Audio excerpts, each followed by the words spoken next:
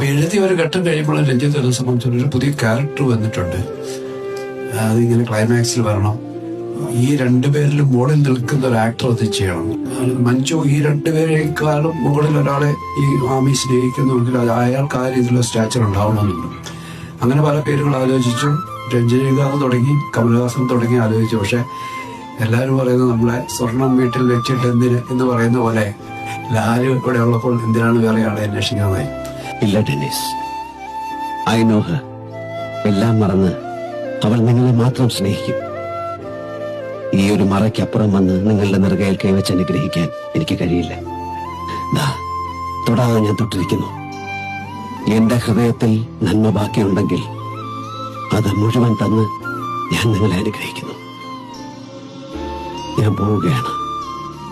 സമയം കഴിഞ്ഞു. തിരിഞ്ഞു നോക്കില്ല.